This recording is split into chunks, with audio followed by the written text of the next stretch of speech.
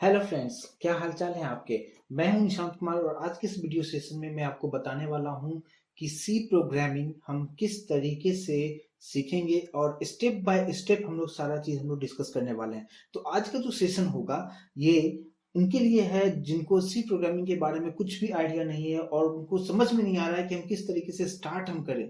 तो ये उनके लिए काफी हेल्पफुल वीडियो होने वाला है। और अगर आप एक स्टूडेंट्स हैं और आप आईटी फील्ड्स में आना चाहते हो, एज ए प्रोग्रामर काम करना चाहते हो आप, तो आपके लिए वीडियो काफी ही इम्पोर्टेंट होने वाला है। तो यहाँ पे हम लोग कोडिंग करने के लिए जो हम सॉफ्टवेयर यूज हम करेंगे, ये सॉफ्टवेयर का नाम है कोड ब्लॉक्स। और ये सॉफ्टवेयर आपके सिस्टम में इंस्टॉल आप कर सकते हो। ऐसे बहुत सारे सॉफ्टवेयर्स हैं, कोड ब्लॉक्स है और टर्बो सी है, इक्लिप्स है, बहुत सारे हैं। तो ये जस्ट एडिटर है जहां पे आपको कोडिंग करना है। लेकिन आप कोई भी एडिटर आप चूज कर सकते हो। कोडिंग जो होगा, सिंटेक्स जो होगा, वो एग्जैक्टली हर जगह सेम होने वाला है, तो उसके लिए कुछ अलग हमें करने की जरूरत नहीं है। और कोड ब्लॉक्स किस तरीके से डाउनलोड करना है, डिस्क्रिप्शन में उसका मैंने लिंक दे दिया है। आप वहां पे क्लिक करके आप इस कोड ब्लॉक्स को आप डाउनलोड कर लीजिए और फिर आपको इस तरीके का कुछ इंटरफेस, आपको जैसे ओपन करेंगे तो आपको इस तरह का इंटरफेस आपको मिलेगा। और जिसमें हम लोग कोडिंग के थ्रू कोडिंग करेंगे और किस तरीके से आउटपुट होगा, इसका फ्लो ऑफ सिंटेक्स क्या होगा, ये सारी चीजें हम लोग करने वाले हैं आज के सेशन में।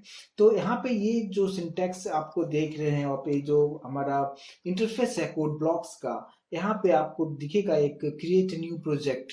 इस पे आपको क्लिक करना है। यहाँ पे कंसोल एप्लीकेशन पे क्लिक करना है और गो पे क्लिक करना है। फिर यहाँ पे नेक्स्ट है, उस पे क्लिक करना है। और इस सॉफ्टवेयर की हेल्प से आप दोनों ही कोडिंग कर सकते हो, सी के लिए भी और सी प्लस प्लस के लिए भी। तो मैंने यहाँ पे सी करना है तो मुझे सी को सेलेक्ट रखना है। यहाँ पे नेक्स्ट करना है। प्रोजेक्ट का नाम हमने कुछ भी आपको जो भी आपको देना हो, मैंने यहाँ पे माय प्रोग्राम इस तरीके से दे दिया। कहाँ पे सेव करना है, मैंने डेस्कटॉप पे मैं इसको सेव कर रहा हूँ। आप जहां भी चाहें आप यहाँ पे ब्राउज करके आप वहाँ पे उस लोकेशन पे आप अपने प्रोजेक्ट को सेव कर सकते हो। आप यहाँ पे नेक्स्ट बटन पे क्लिक करना है और फिर फिनिश पे हमने क्लिक कर दिया।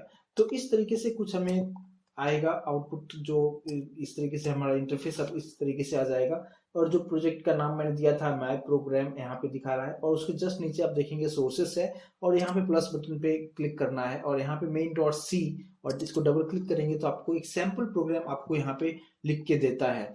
अब यहाँ पे क्या है, ये जो सिंटेक्स है सी प्रोग्रामिंग का, ये इस तरीके से सिंटेक्स है। अब इसको थोड़ा सा हम समझते हैं कि किस तरीके से ये सिंटेक्स है और कौन सी कीवर्ड का क्या मीनिंग है।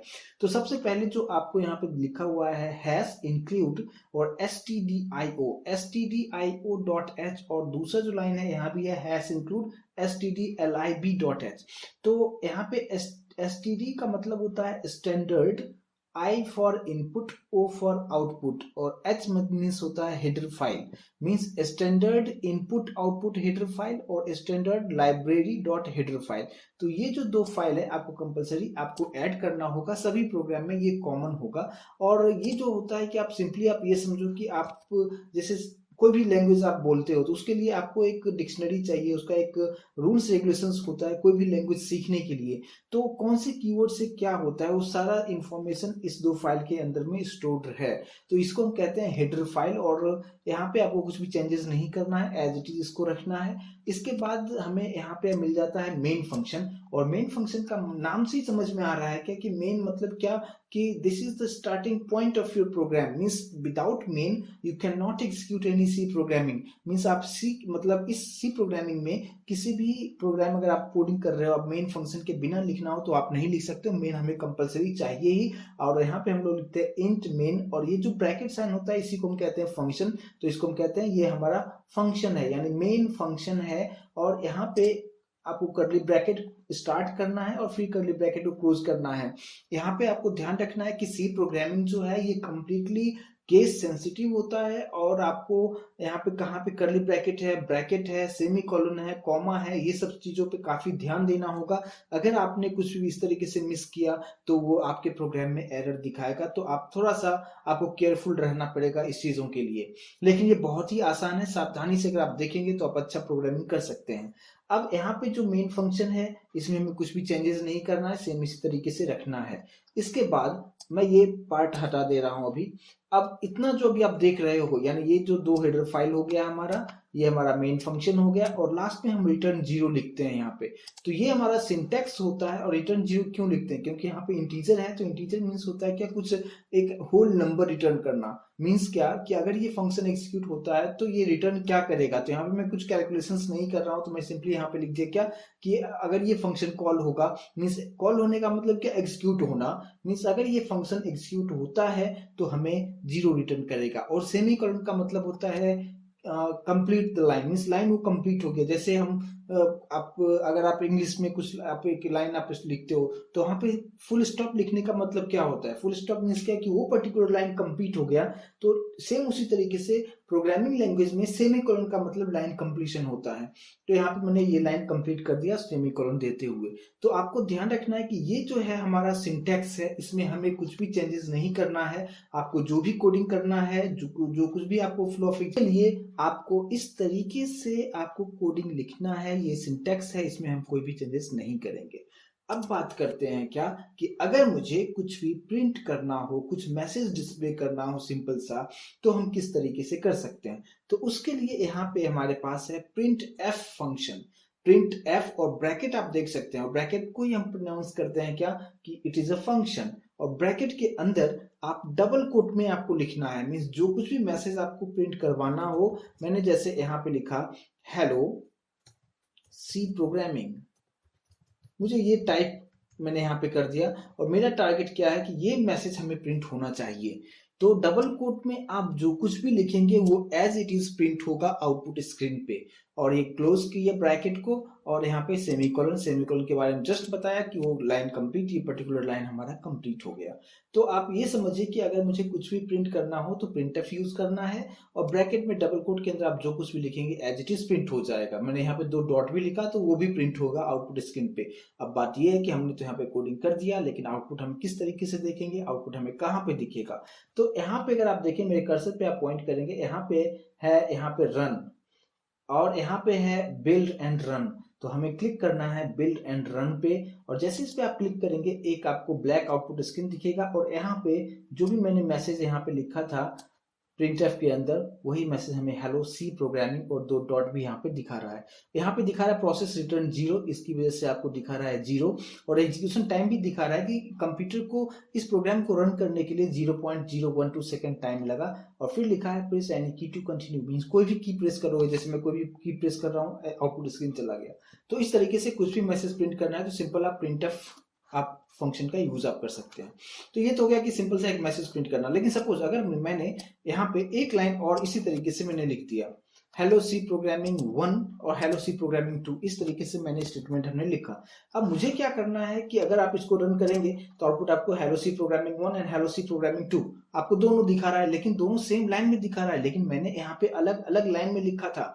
तो अब यहाँ पे ये हम किस तरीके से करेंगे कि मुझे ये लाइन यहाँ तक आने के बाद जो नेक्स्ट जो हेलो सी प्रोग्रामिंग यहाँ पे जो हमें दिखा रहा है 2, ये नीचे की लाइन में आना चाहिए, नेक्स्ट लाइन में आना चाहिए। तो सी प्रोग्रामिंग में नेक्स्ट लाइन करने के लिए यहाँ पे डबल कोट के अंदर में ही आपको यहाँ पे जैसे हेलो सी प्रोग्रामिंग, और यहाँ के बाद मुझे लाइन को ब्रेक करना है तो हम \n यूज करेंगे, और n फॉर न्यू लाइन आप बोल सकते हैं, और नेक्स्ट लाइन भी आप इसको कह सकते हैं।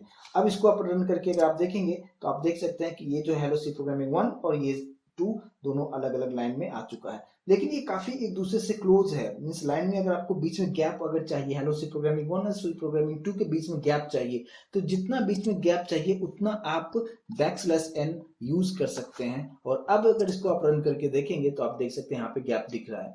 सेम उसी तरीके से अगर इस 2 लाइन के बीच में भी हमें गैप चाहिए तो आपको सेम प्रोसेस करना होगा, \n 2 बार मैंने कर दिया, और अब मैं यहाँ पे रन करके अगर देखें तो आप देख सकते हैं इस तरीके से आ रहा है। तो इस यहाँ पे मैंने ये आपको बताने की कोशिश कर रहा हूँ कि हम प्रिंट कैसे करेंगे। कुछ भी प्रिंट करना है प्रिंटफ यूज करना है, ब्रैकेट रख के अंदर डबल कोट में हम जो कुछ भी लिखेंगे वो प्रिंट होगा, \n का मतलब नेक्स्ट लाइन के लिए हम यूज करते हैं। तो आई होप यहाँ तक आपको समझ में आया होगा। इसके बाद यहाँ पे मुझे कुछ कैलकुलेशंस करना हो, कुछ मैथमेटिकल ऑपरेशंस परफॉर्म करना हो, तो उसके लिए हम किस तरीके से हम यहाँ पे यूज हम करेंगे।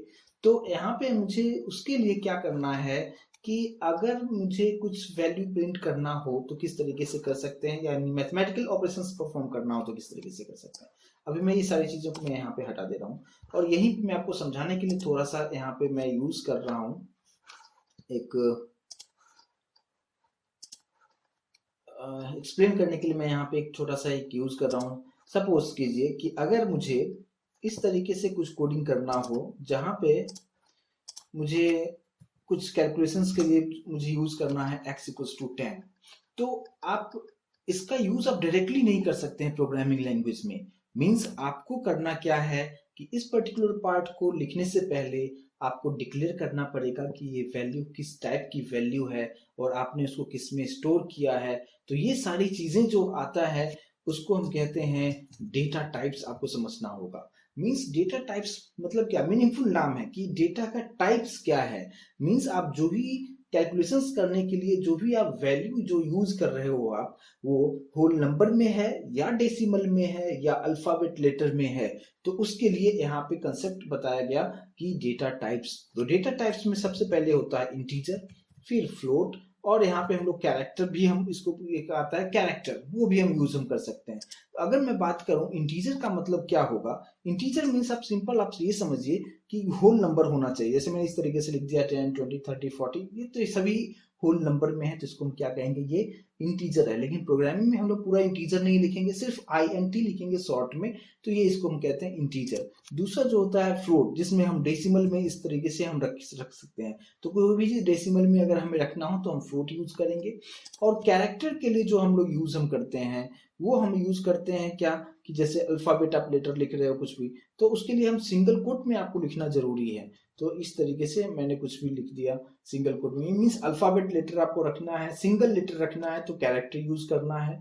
और अगर हमें मल्टीपल मीन्स एक ही कैरेक्टर में सपोज नेम है, तो नेम अगर है तो वहां पे नेम को लिखने के लिए हम लोग स्ट्रिंग यूज करेंगे। वो किस तरीके से करेंगे, हम लोग डायरेक्टली प्रोग्रामिंग के थ्रू इसको समझने की कोशिश करेंगे। दूसरी बात, अगर मैंने ये सारी चीजें अगर क्लियर हुआ हो कि डेटा टाइप्स मतलब क्या हो गया, वैसे आगे बहुत सारी चीजें, इंटीजर है, फ्लोट, डबल, बहुत सारी चीजें हैं, लेकिन मैं यहाँ पे मैं सिर्फ 3 चीजों के बारे में बता रहा हूँ। और कोडिंग के जब हम लोग करने चलेंगे तो वहां पे हम और भी हम डिस्कस करेंगे कि डेटा टाइप्स के बारे में और डिटेल में हम लोग डिस्कस करेंगे। दूसरी बात, अब हमें ये समझना है कि डेटा टाइप तो हमें समझ में आ गया कि कौन से टाइप की वैल्यू को कौन से कैटेगरीज में रखना है, लेकिन मुझे अभी बताना ये है कि इसके साथ लिंक हम कैसे करेंगे। मींस मुझे अगर यूज करना है क्या x=10, तो इससे पहले आपको बताना होगा कि जो 10 है वो किस टाइप की वैल्यू है। तो किस टाइप का मतलब क्या, यहाँ पे जो 10 का जो टाइप्स है, ये यहाँ पे आप देख सकते हैं ये इंटीजर टाइप का है, तो मुझे लिखना होगा इंटीजर। फिर आपको बताना होगा कि ये किसमें स्टोर करना है, यानी वेरिएबल का नाम क्या है। तो वेरिएबल का नाम हमने x दे दिया है। तो यहाँ पे आप ये समझिए कि इंटीजर x में इंटीजर जो है वो क्या है, ये एक वेरिएबल है। मीन्स मैं यहाँ पे थोड़ा सा इंडिकेट भी कर देता हूँ तो आपको और अच्छे से समझ में आएगा। ये इस तरीके से है। तो यहाँ पे जो है मैंने जो इंटीजर लिखा, इसको हम क्या कहेंगे, ये हो गया हमारा डेटा टाइप्स। और यहाँ पे जो मैंने ये जो बताया आपको कि जो x है, तो x क्या है, तो x जो है हमारा हो जाता है ये, यहाँ पे इसको हम कहेंगे क्या, ये एक वेरिएबल है। और यहाँ पे जो 10 है ये इसकी वैल्यू है। तो आप सिंपल से आप ये समझिए कि डेटा टाइप्स, फिर वेरिएबल का नाम, और फिर हम उसमें उस टाइप की वैल्यू को स्टोर हम करेंगे। तो सेम उसी तरीके से अगर सपोज कीजिए कि मुझे यूज करना है, सपोज मैंने एक वेरिएबल ले लिया y, और y में मैंने यहाँ पे दे दिया इस तरीके से 12.36। अब ये लाइन आप डायरेक्टली प्रोग्रामिंग में यूज आप नहीं कर सकते हैं। मींस आपको सबसे पहले बताना ये होगा कि ये वैल्यू किस टाइप की वैल्यू है। तो यहाँ पे अगर आप देखेंगे तो ये वैल्यू हमारा जो है फ्लोट टाइप का वैल्यू है। तो सबसे पहले तो आपको लिखना होगा कि फ्लोट, उसके बाद ये वैल्यू किसमें स्टोर है, तो जो 12.36 जो है ये स्टोर है y में, तो हम लोग यहाँ पे लिखेंगे y।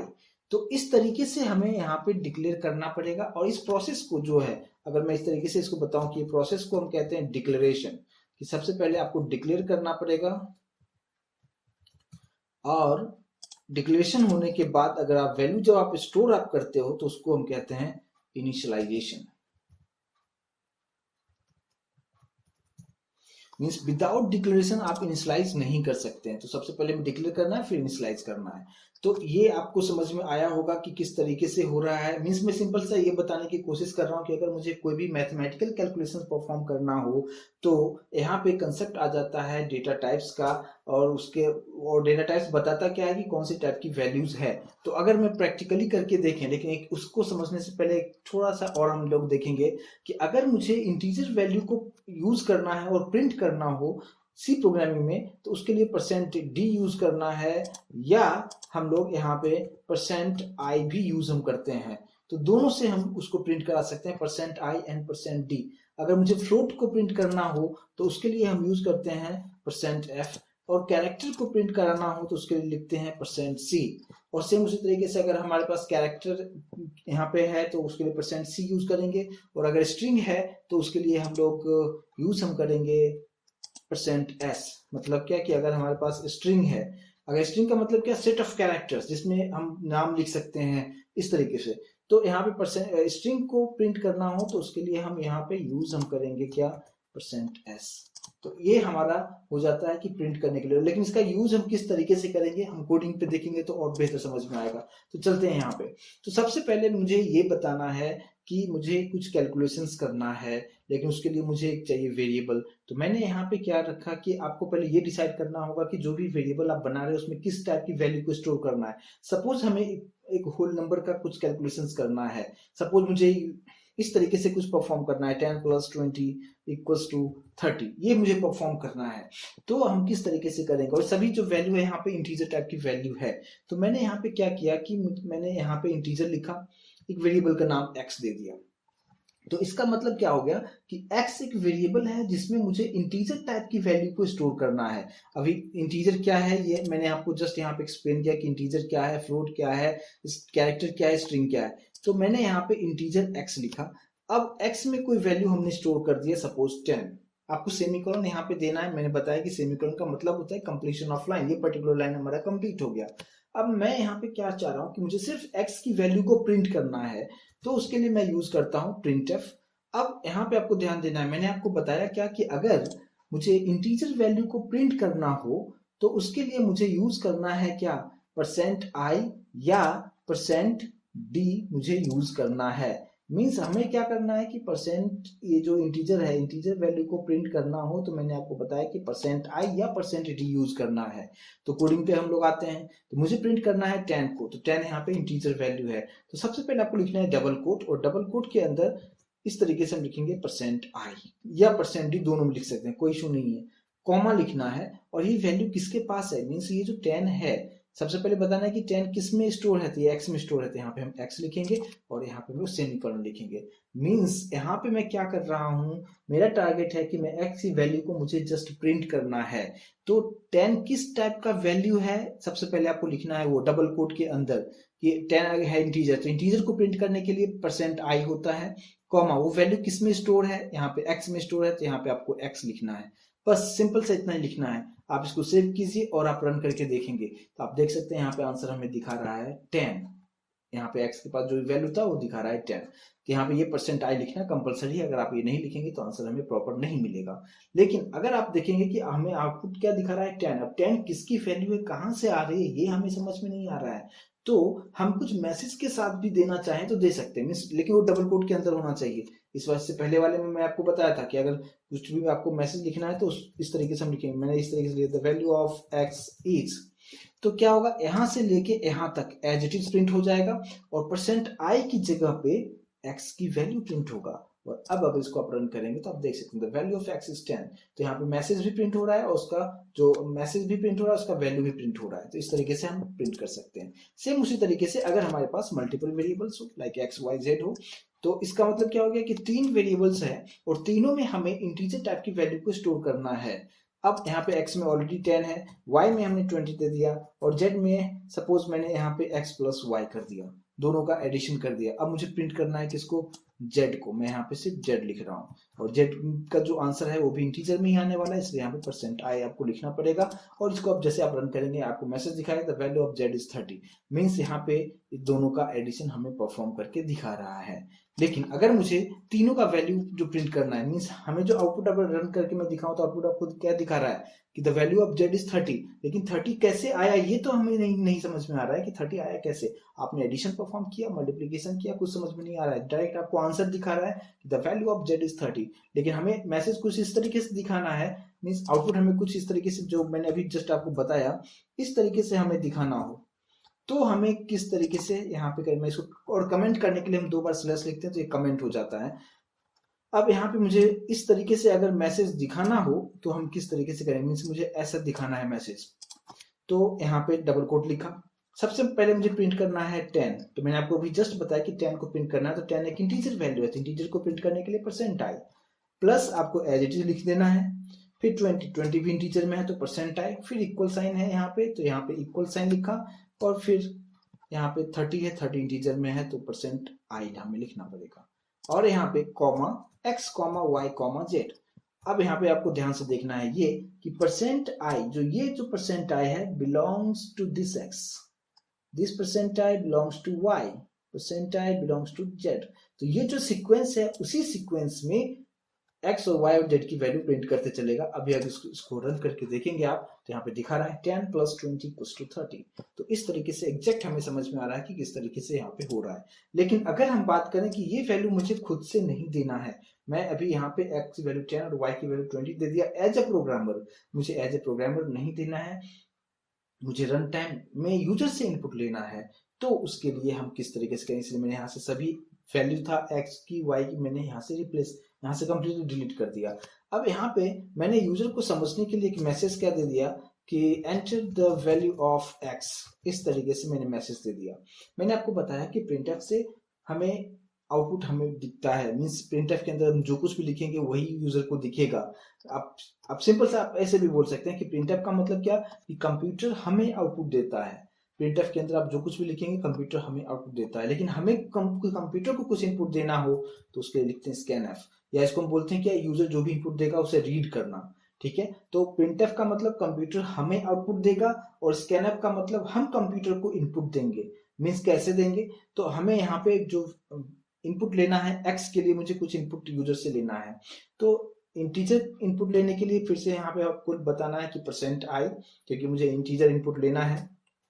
किसके लिए लेना है, तो x के लिए लेना है। लेकिन यहाँ पे एक सिंबल हम यूज करते हैं एंड।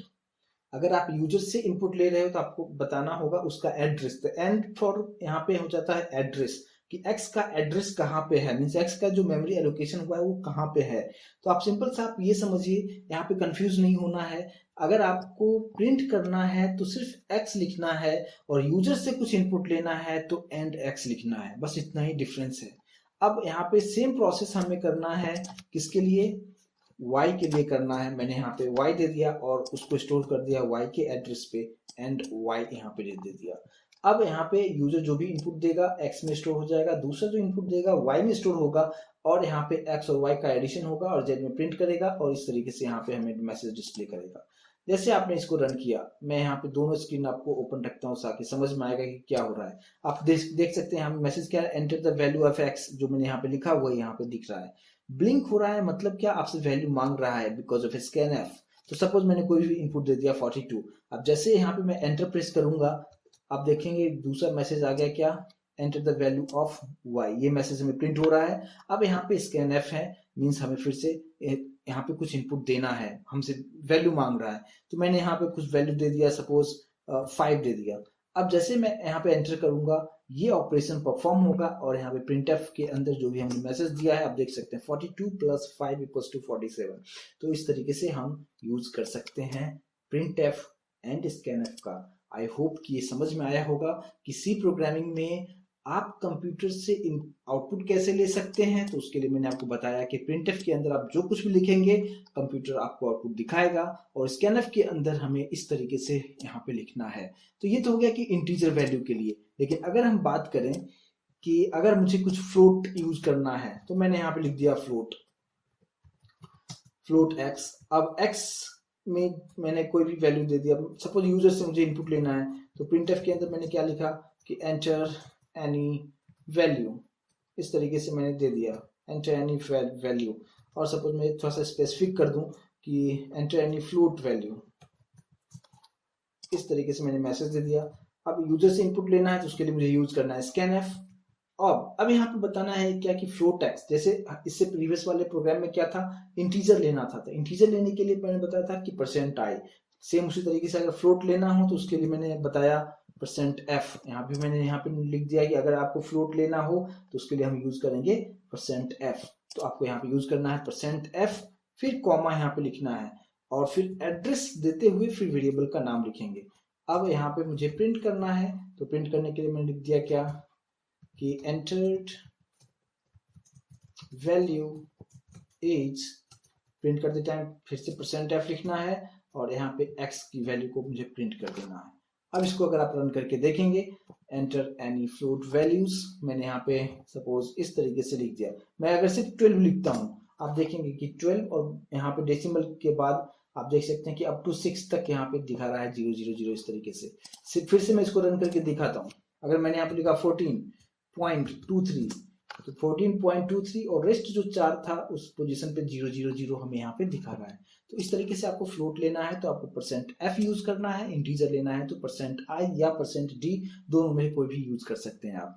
सेम उसी तरीके से अगर मुझे कुछ कैरेक्टर लेना हो तो कैसे लेना है, कैरेक्टर वेरिएबल का नाम मैंने कुछ भी x सपोज cs दे दिया ना, वेरिएबल का नाम आप कुछ भी लिख सकते हैं। अब मैंने यहाँ पे लिख दिया क्या, printf एंटर एनी कैरेक्टर, इस तरीके से मैंने यहाँ पे लिखा। और यहाँ पे मैंने अब यूजर से इनपुट लेना है तो फिर से हमें स्कैनएफ लिखना है। अब कैरेक्टर के लिए मैंने यहाँ पे बताया कि अगर मुझे कैरेक्टर यूजर से लेना है या मुझे डिस्प्ले करना है तो उसके लिए यूज करना है मुझे %c। तो हम कोडिंग में क्या लिखेंगे, %c कॉमा और एड्रेस के साथ मीन्स एंड साइन लिखते हुए cs लिखना है। तो यूजर जो भी इनपुट देगा कैरेक्टर वो इस लोकेशन पे जाके मीन्स इस वेरिएबल में जाके स्टोर हो जाएगा।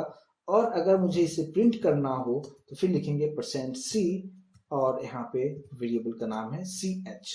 तो सपोज मैंने यहाँ पे लिख दिया कि यू हैव एंटर्ड, इस तरीके से। अब यहाँ पे इसको अब जैसे आप रन करेंगे, एंटर एनी कैरेक्टर, सपोज कि मैंने यहाँ पे लिख दिया a, एंटर मैं कर रहा हूँ, आप देख सकते हैं यहाँ पे दिखा रहा है यू हैव एंटर्ड a। लेकिन अगर इसी को मैं फिर से रन कर रहा हूँ और अभी मैंने लिख दिया क्या एप्पल, एंटर मैं कर रहा हूँ, मैंने यहाँ पे दिया इनपुट एप्पल लेकिन यहाँ पे सिर्फ ए ही दिखा रहा है। तो मैंने आपको क्या बताया कि कैरेक्टर का मतलब ही यहाँ पे मैंने बताया कि कैरेक्टर मीन्स क्या होता है, सिंगल लेटर को ही वो लेता है। लेकिन अगर मैंने जैसे एप्पल यहाँ पे लिखा तो एप्पल पूरा लेना चाहिए। तो उसके लिए हमें यहाँ पे क्या करना होता है, इस तरीके से स्क्वायर ब्रैकेट के अंदर यहाँ पे आप साइज कुछ भी लिखते हो, ये साइज होता है कि 20 तक अल्फाबेट लेटर को ले सकता है वो। और जब भी इस तरीके से हम करेंगे तो इसको हम कहते हैं स्ट्रिंग, जो मैंने यहाँ पे भी बताया था कि स्ट्रिंग, तो उसके लिए हम %s यूज करते हैं जो फुल मीन्स एक कंप्लीट वर्ड लेगा। तो %s यहाँ पे देना है और इसको मैंने स्टोर कर दिया ch में। अब यहाँ भी हमें क्या करना है, %s और ch को मैंने प्रिंट कर दिया। तो सिर्फ इतना मीन्स स्ट्रिंग को प्रिंट करने के लिए %s यूज करना है और यहाँ पे स्क्वायर ब्रैकेट के अंदर आप मैक्सिमम लेंथ आप लिख दो आप। अब आप इसको आप रन करते हो, मैंने यहाँ पे लिखा क्या एप्पल, मैं एंटर कर रहा हूँ। अभी आप देख सकते हैं कि जो कुछ भी हमने लिखा था एप्पल ये कंप्लीट ले रहा है। और अगर कैरेक्टर लिखते तो सिर्फ ए को लेता, पूरा एप्पल नहीं यहाँ पे डिस्प्ले होता। तो ये मैंने जो आपको बताया कि डेटा टाइप जो है इंटीजर में किस तरीके से डिस्प्ले करना है, फ्लोट में किस तरीके से लिखना है, कैरेक्टर का क्या यूज है और स्ट्रिंग का क्या यूज है। आई होप कि ये %i %f वाला कंसेप्ट समझ में आया हो कि हमें जो भी वैल्यू अगर इंटीजर प्रिंट करना है तो %i यहाँ पे लिखना है, अगर फ्लोट है तो %f, इस तरीके से हमें इसका यूज करना है। तो आई होप कि ये आपको समझ में आया हो। मीन्स सिंपल सा प्रोग्रामिंग आप लिखने के लिए, आप स्टार्टअप करने के लिए इतना कंसेप्ट आपको कंपलसरी आना चाहिए ताकि आप कुछ भी मैथमेटिकल कैलकुलेशंस आप परफॉर्म कर सकते हैं। कुछ सिंपल सा मैसेज देना हो तो आप यहाँ पे आसानी से उस मैसेज को प्रिंट कर सकते हैं। तो आज के लिए इस सेशन के लिए मैं वीडियो में इतना ही मैं बताऊंगा। पहले आप इतना एक बार आप खुद से करके देखेंगे तो और बेहतर समझ में आएगा। और जिस तरीके से मैं यहाँ पे बना रहा हूँ, वीडियो बना रहा हूँ आपके लिए, तो जिस तरीके से मैं कोडिंग कर रहा हूँ मेरे साथ साथ अगर आप करते चलेंगे तो और बढ़िया समझ में आएगा और बेहतरीन तरीके से आपको समझ में आएगा, एक एक कंसेप्ट क्लियर होगा। मीन्स ऐसा नहीं कि आप सिर्फ देखते चलिए, आप देख रहे हैं लेकिन साथ साथ अगर आप करते जाएंगे तो बहुत ही आपको कंसेप्ट अच्छे से समझ में आएगा कि एक्चुअल इम्प्लीमेंटेशन हमें किस तरीके से करना है। लेकिन लेकिन इसमें आगे बहुत सारे टॉपिक्स हैं, इसमें लूप्स का कंसेप्ट है, for loop, while loop, do while, बहुत सारी चीजें हैं जो कि नेक्स्ट वीडियो में मैं वहां पे अपलोड में करूंगा। तो आई होप कि ये समझ में आया होगा। So thank you so much guys for your time.